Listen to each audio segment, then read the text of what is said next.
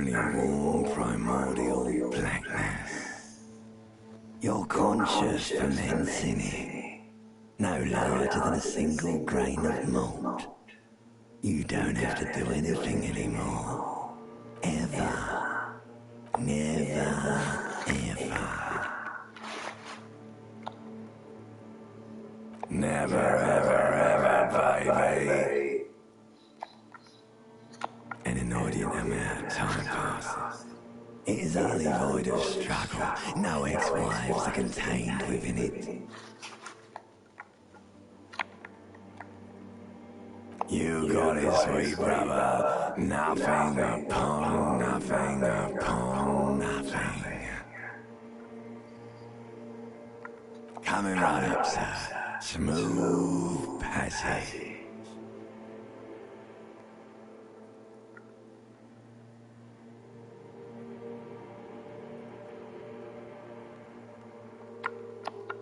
Do you really?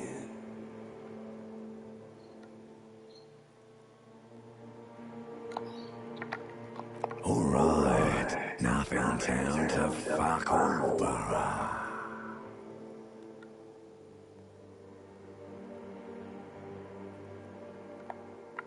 Not you.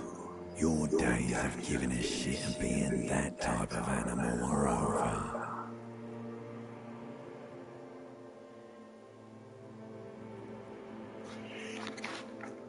Do you really? You wouldn't like it if I told you what was back there. Why'd you think you had to bludgeon yourself into oblivion? Or did you not sense yourself marinating? Poured so much on yourself, got a bit carried away, did we, Chef? Fear and apprehension. You should ask yourself that first.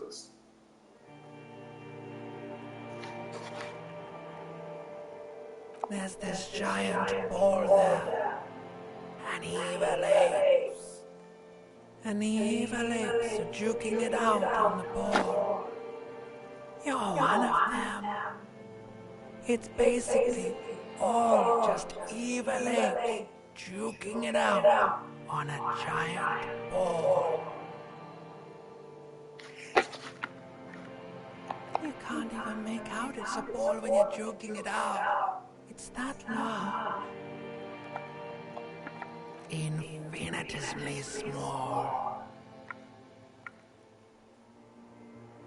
Vying for resources is just a stupid expression you picked up somewhere. The part of the presentation you want to take home with you is this. You have to beat the other evil apes in the face. Or you lose. Somewhere in the sore, bloated man-meat around you. A sensation. Like a fly to the ointment, your conscience sticks to it. The limbed and headed machine of pain and undignified suffering is firing up again. It wants to walk the desert, hurting, longing, dancing to disco music.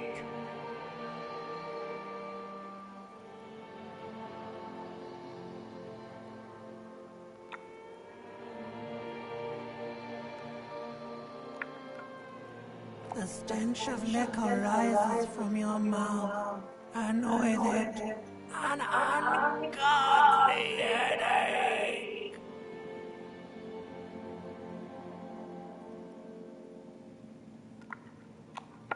A fiery streak penetrates your skull, trying to force your eyes open. It's a sound, a clarion call from hell. Somehow, you know what it is. A caprice commanding you to carry.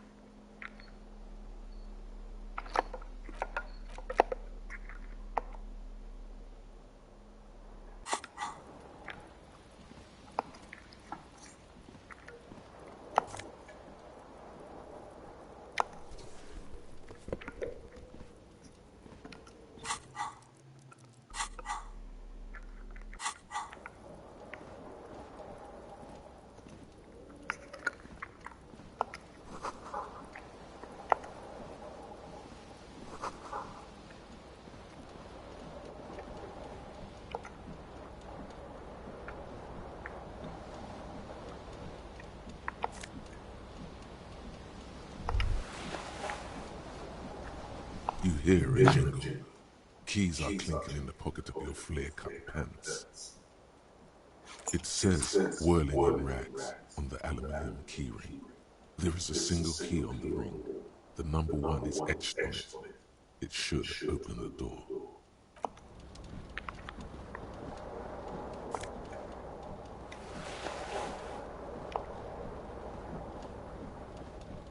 This fan has 2 chamber switches. One ends in a tiny fan, the other in a light bulb. A truly horrific necktie has somehow attached itself to one of the blades. You swoop up and catch the tie. Snap! It's released from the blade. What you have in your hand is a truly hideous necktie with 4 or 5 different patterns. The knot reminds you of a noose.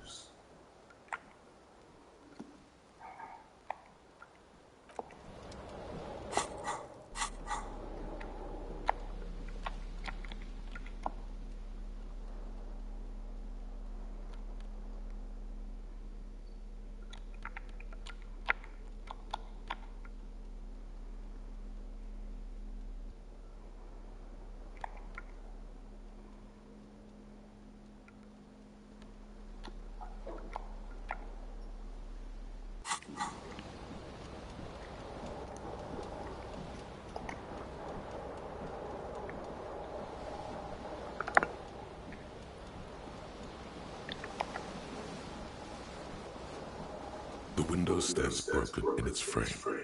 Cold wind blows in. The shards face outward. Whatever broke this window came from the inside.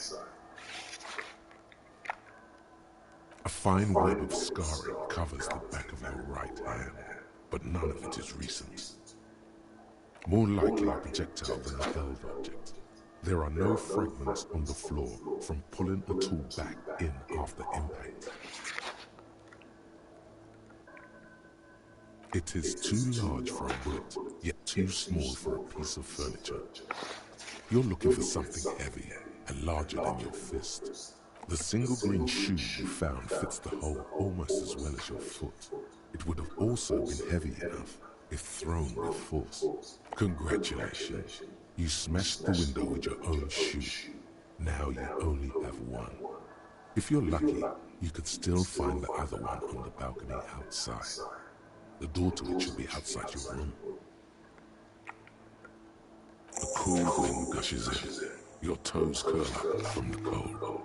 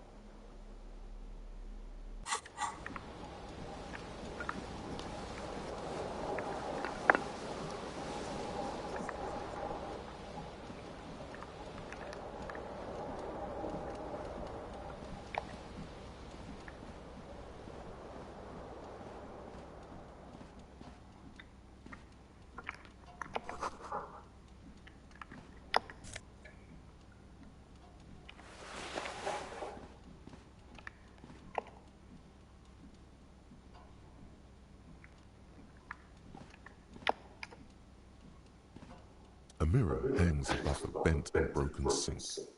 In a fierce discharge of masculine energy, someone has ripped half the faucet off. Was this not the same Elo that founds empires and lays waste to cities, virile, uncaring towards the little things? Probably not, no. Hot water sprays from the faucet's base, and steam covers the mirror. You cannot see yourself, just a vague impression of a man. Suddenly, you realize you have no memory of the face that awaits you there, underneath the soft vapor. As you slowly reach your hand towards the surface of the mirror. Abort! You clearly have not thought this through. You won't like what you see there, and you will never unbecome it.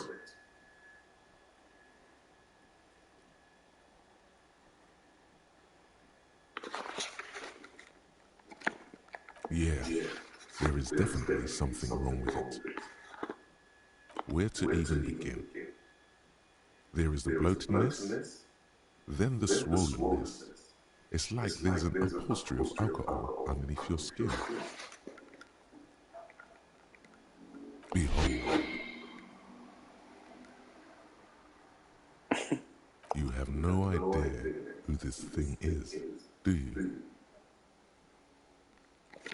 Whatever it is, at least it's dead now. There's clearly rigor mortis on your face. Oh wait, is that an expression? Are you trying to make an expression with that face?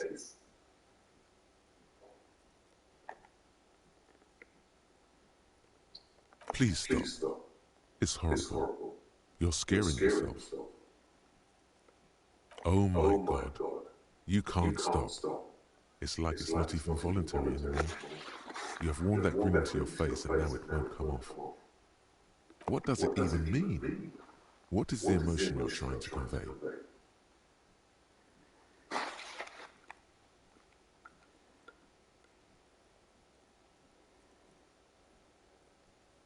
Please promise yourself you are not going to try it on any of the ladies, whatever happens. You lie. You can't even tell the truth to yourself. Go ahead, try something. It belongs in the new, the third decade of the current century. Enough time had passed from the failure of the revolution that, for a fleeting moment, free market economy seemed like the ultimate, uncontested way of life for our species. Things were good. It was smooth sailing. People made gold and champagne-tinted interiors and facades to suit the times, calling this the new style. But more importantly, disco happened. For Revachol, your city, that meant only one thing. Guillaume Lamillion. If it doesn't rhyme, you're not pronouncing it right. Out of the dazzling swirl of disco music, in an open air, boîte de nuit, somewhere in Revachol West, Guillaume's blonde mane appeared on the screen. He sang some bullshit. Then he made the expression.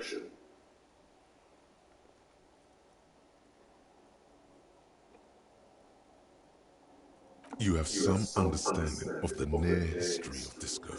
The rest is darkness. Aside from the useless fact that the motor carriage outside was a caprice Gnema. Some 20-odd years. There is a vast ocean of time between right now and the expression. Looking good on you, or anyone. Humanity has run aground in that time. It's a different world now. The expression is a relic. It doesn't have to be. You can swoon over Guillaume and his champagne-corked smile whenever you want to. Maybe some of the stardust will return.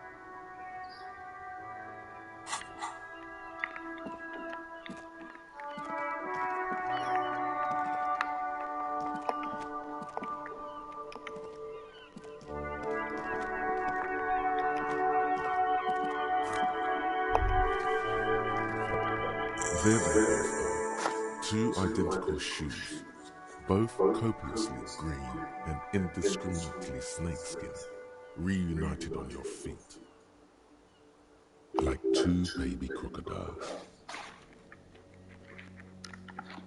Good, they're balanced, comfy.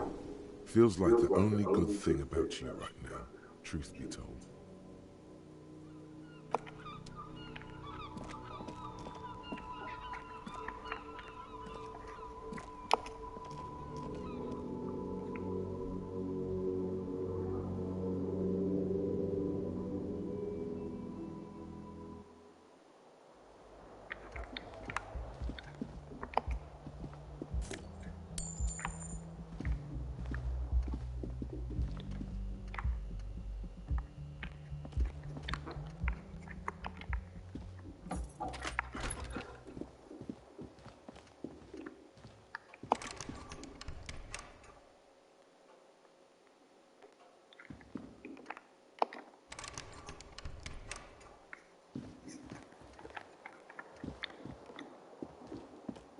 The fan is spinning. The blades come squeaking to a halt. The switch must be broken, because nothing happens. The air in the room, a terrible mistake. Turn the lights off immediately. You can practically feel the photons burning a hole in your brain. Your eyes burn with photosensitivity. It's not good.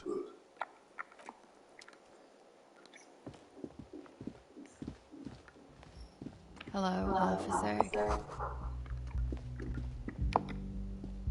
The young woman raises a cigarette to her lips. Her eyes are brown and her face is speckled with birthmarks. She can't be more than 28. A silver jumpsuit falls off her like scale armor, sparkling. This is the sparkle of too many nights out on the city.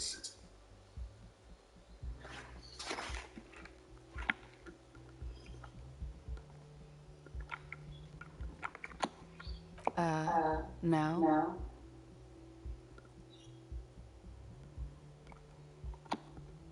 The young woman shakes her head slowly. Officer could be an artistic statement, a claim to official renown.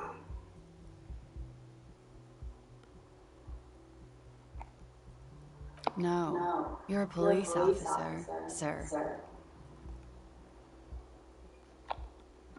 I am, yes. Unless you've been here for 3 days, on official police business, no less.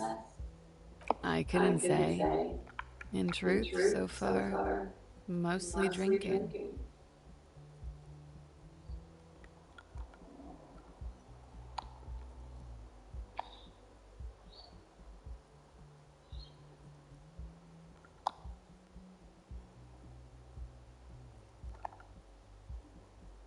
Don't be so harsh on yourself.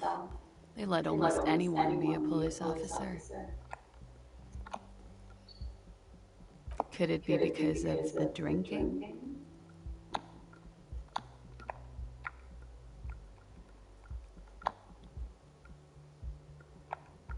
Of course. Be careful, officer. They don't like the police around here. Something stirs in you as she's about to go. Call it an instinct, a need. The need to ask questions. It's like you've said the words a million times before. She looks back at you, a light glinting off her eyes.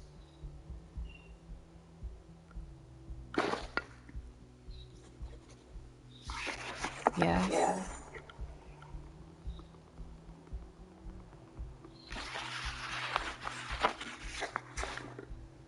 The dock workers are pretty cocky. They think they're police enough. At least here on the coast. I can't say about the rest of the city. There was the usual ruckus. Loud disco music. I couldn't say. It's impossible to hear people speaking from over here. Yeah?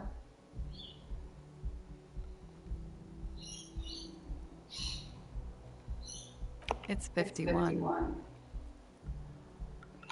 The current century? Centuries don't have numbers, they have names. And this is the current one. Civilization has existed for 8,000 years, sir. You're right. There is nothing funny about civilization. Glad to have been of assistance.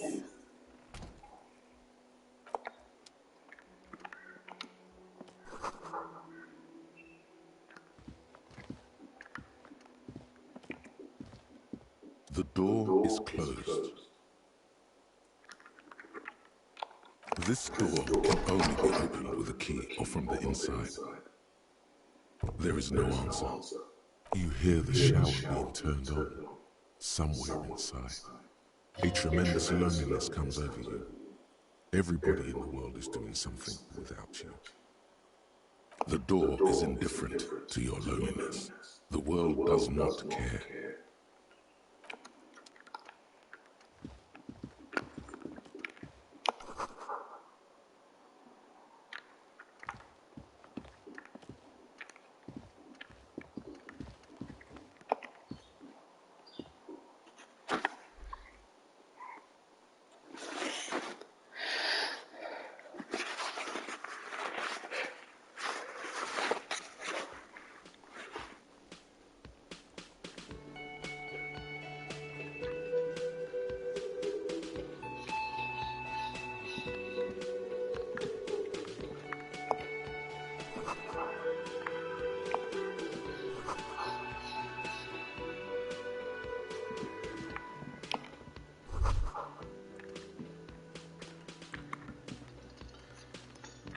You should totally sing karaoke here, the first chance you get. Your emotions need to be expressed. People need to know your vast, oceanic soul. Exactly. It's measured, level-headed, and it needs to be heard through a PA system by other people.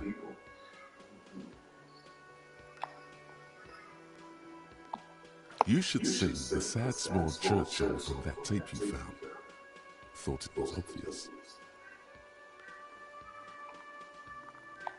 No, don't sing the happy song. It's stupid. Sing the sad song. It's profound. You would need another copy of the tape first, though. The one upstairs is destroyed.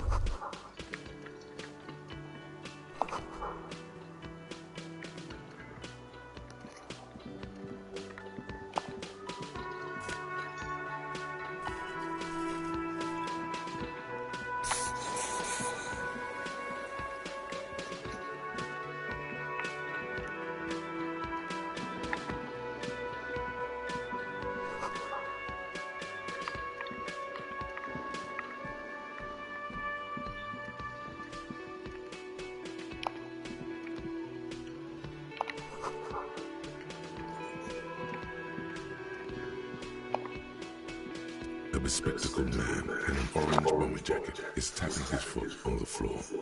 Looks like he's waiting for someone. As you approach, he narrows his eyes and extends his hand in greeting. Hello, I'm Kim Kitsuragi, Lieutenant, Precinct 57. You must be from the 41st. You realize he's waiting for your name.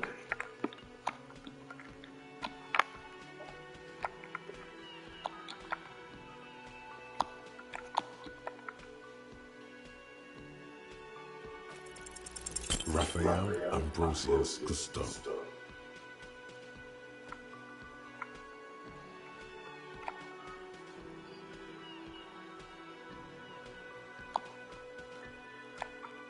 Yes, well, Not for a moment does he believe that's your real name. He casts it aside as an intra-departmental joke, or a peculiarity he doesn't understand. it looks like we had a little scheduling error on Sunday. Saturday too, actually. Have you had time to talk to the manager here? What he means is, he has been trying to meet up with you for 2. Then we should ask him for a rundown of the area. Get me up to speed. I understand the scene is out back, right? It also wouldn't hurt to assure him the police are finally here. In full force, I mean. Have you mapped out the initial interviews?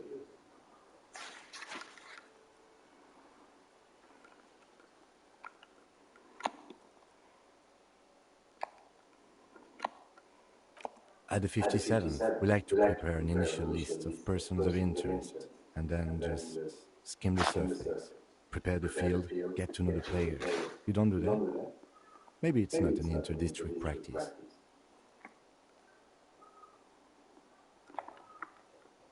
Good. But even if you haven't, we'll have time for that after we take a look at the coroner's case. Have you removed the dead body from the tree?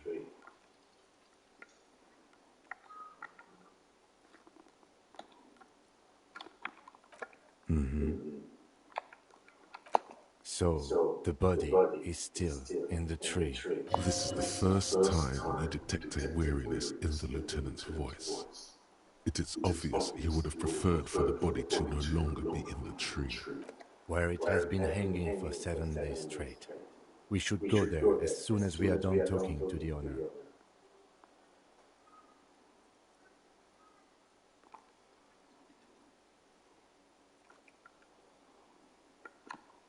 I can see you drank last night and the night before, that you are still drunk now. But I have seen officers get through worse. Much worse.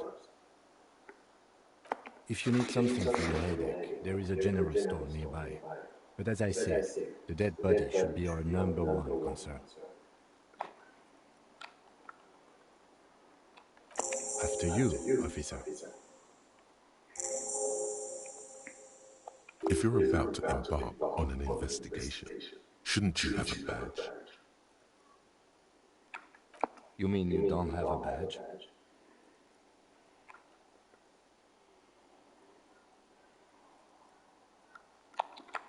Oh, if you didn't have your badge, then that would be very bad. You would need to report it on my shortwave. But since you do have it, we can go straight to the task at hand. Lieutenant Kitsuragi is now in your party. You can talk to him whenever by interacting with him.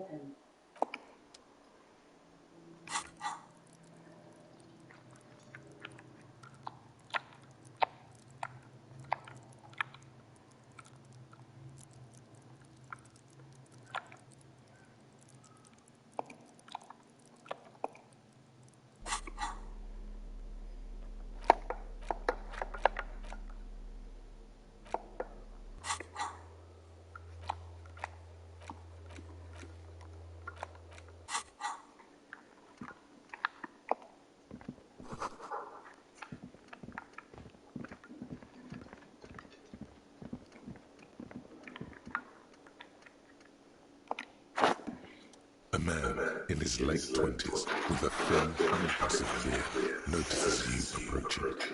He drops the ledger he was holding and turns to the lieutenant. Mr. Gart, right? Yes. I am Kim Kitsuragi from Precinct 57. This is an inter-district investigation, so joining me from Precinct 41.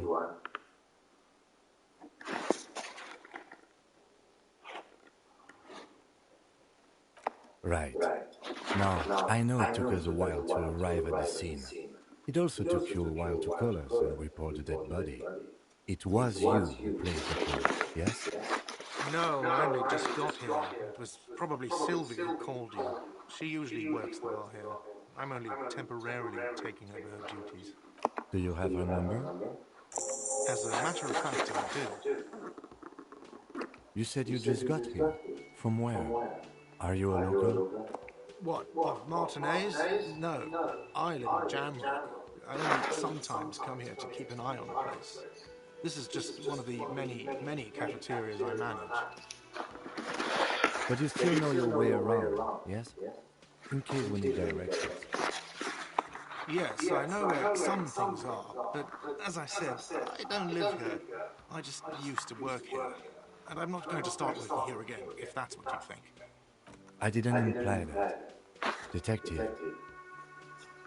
He probably means this is where you step in and ask your questions.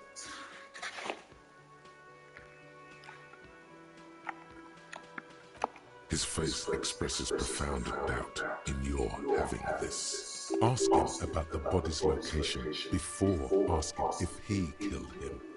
People give up information in the more innocuous questions, which you can later use in the more sinister ones, not vice versa.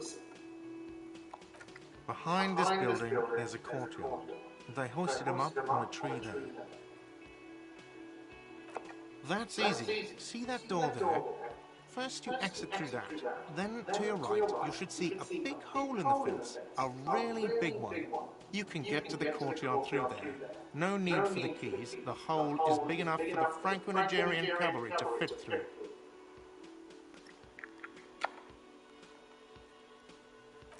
She went away because none of your business. Have they not been telling you? Okay, you got me. She went away because of the dead body out back. And because I asked for her number. That's why Sylvie went away. I hope you appreciate that. Thank you.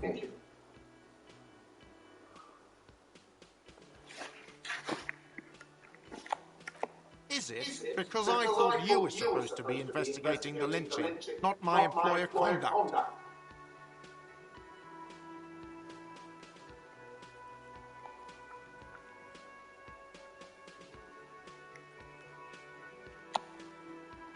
Good for you. Was there something else? I'd like to get back to what I was doing. I don't know who killed him. I'm not the police. That's your job. This is it. He said they hoisted him up on a tree. Who is this they, if he doesn't know? Oh, people are saying it was the union dock workers, that it was a lynch. The locals, customers, the people who eat here, a lot of dock workers eat here. Sylvie told me everyone knows the dock workers did it. Did the debarders themselves tell her this, or is it a rumor? I don't really know. You'll have to ask her.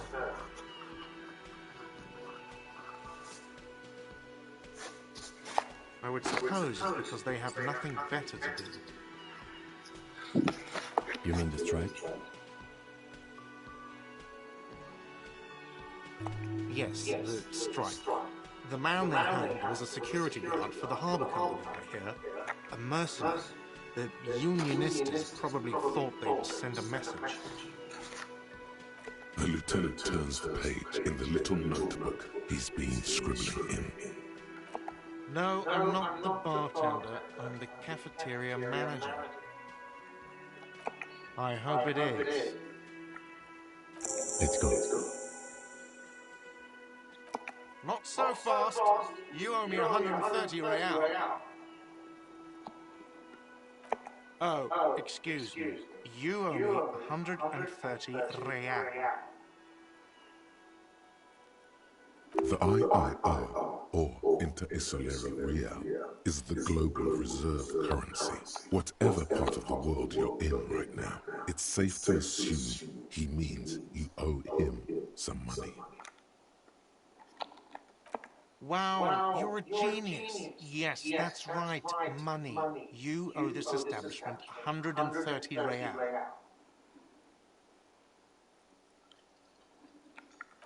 You can't arrest me. I haven't done anything.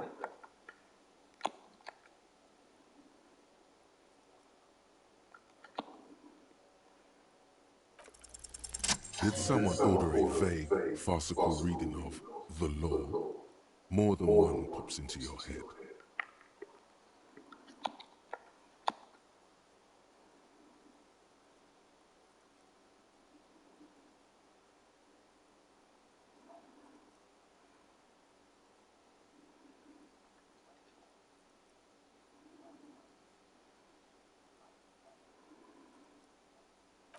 But it's not inane.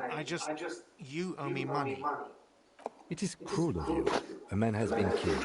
File a request for compensation with Station 41. We need to work now. Okay, you'll only have to pay for the window and the drinks. That's 70. I'll get the rest from your stupid station.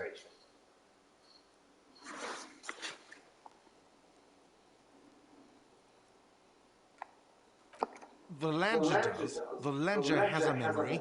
The drinks are non-negotiable. There's no way your station will pay for them.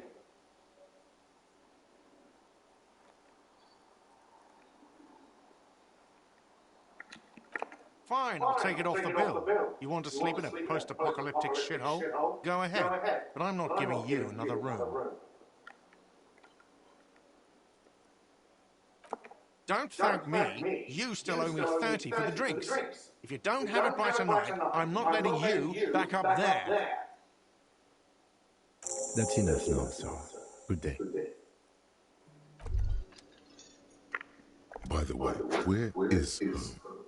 The address is coming up blank, and this place sure isn't it.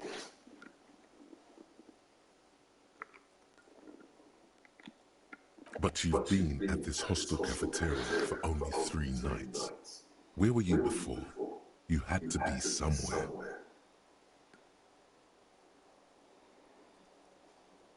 You don't really know, do you?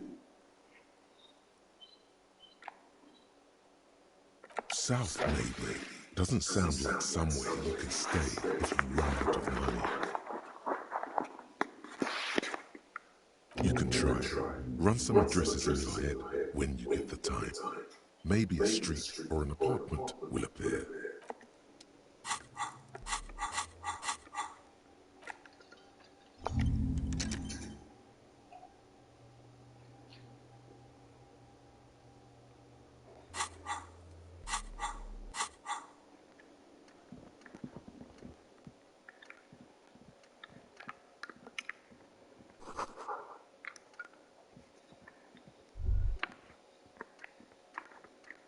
The theme on that pinball machine is a standard royalist theme, used on everything from pinball cabinets to full-flavor cigarettes.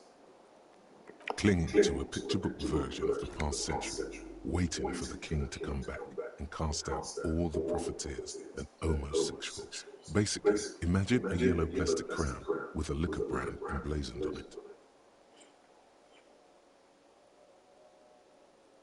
It comes free with a 6-pack of Vermilion Roy. The words Roy are stamped into the crown's plastic. The sentiment is called anti-centennial nostalgia, pining for a time before the turn of the century. It's common even now, after 50 years. Hello, sweetie. Wait, who's Sweetie? Why, you are, officer. And have you found anyone to be sweet to? What was with that fucking wig?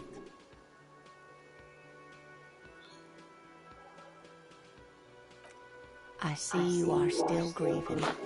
Well, I won't pry. You must forgive me. I'm getting so scatterbrained. I completely forgot to introduce myself. I'm Lena.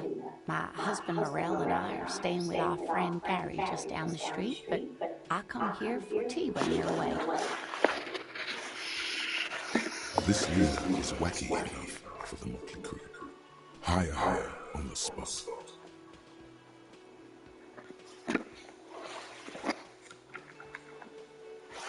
Oh, sweetie, I heard your conversation with the manager about your financial troubles. When do you get your next paycheck?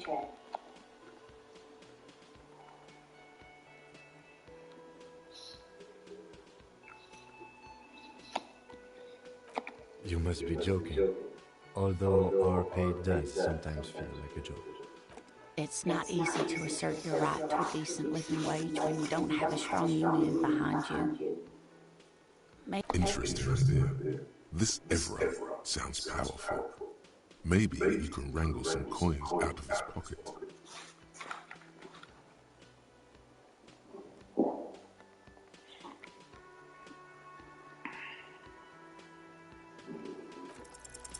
Your deportment remains dignified as you shed a single manly tear.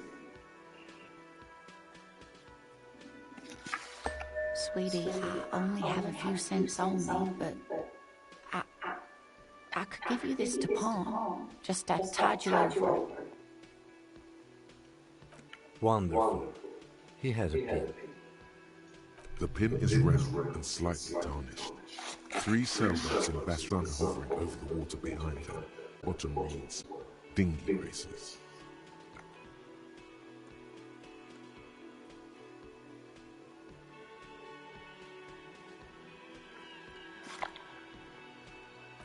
You're quite welcome, dear.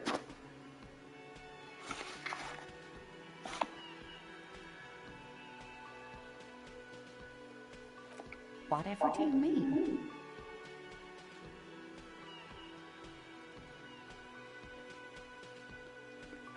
Sequence killers? Oh my. But I think you already have a partner, sweetie. A partner who needs you to help him get a corpse down from a tree.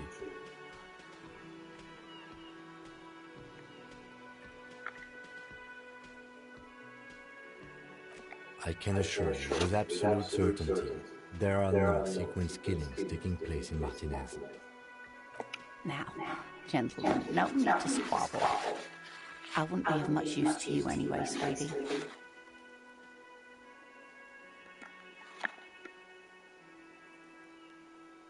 Thank you, but Martinez isn't the most wheelchair-accessible place, you see. I'd slow you down. Perhaps another time.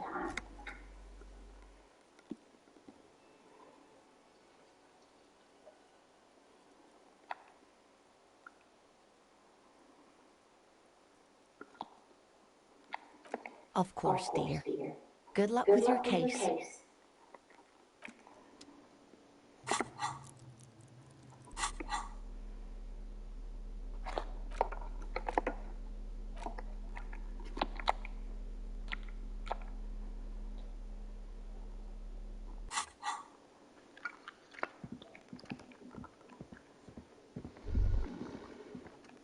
That sugary black rum stain on the counter makes you teary-eyed with joy.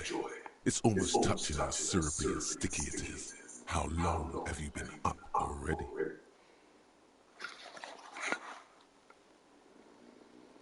Sweet Lord, a whole hour. And you haven't thought about the rum and lemonade in all that time? You've truly extinguished all trace of yourself. There he is, the old boy, the devil. You rascal, you.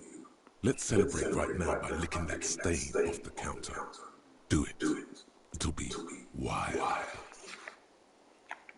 Calmly, the lieutenant looks out of the window, then to you, licking the tasty rum stain off the counter, but only a little, then out of the window again. What are you doing?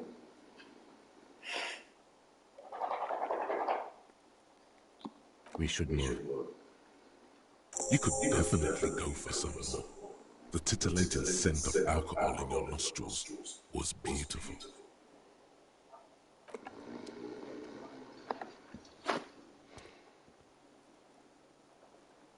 On the counter, rolled out of his open hand, you see a blister pack of headache medicine.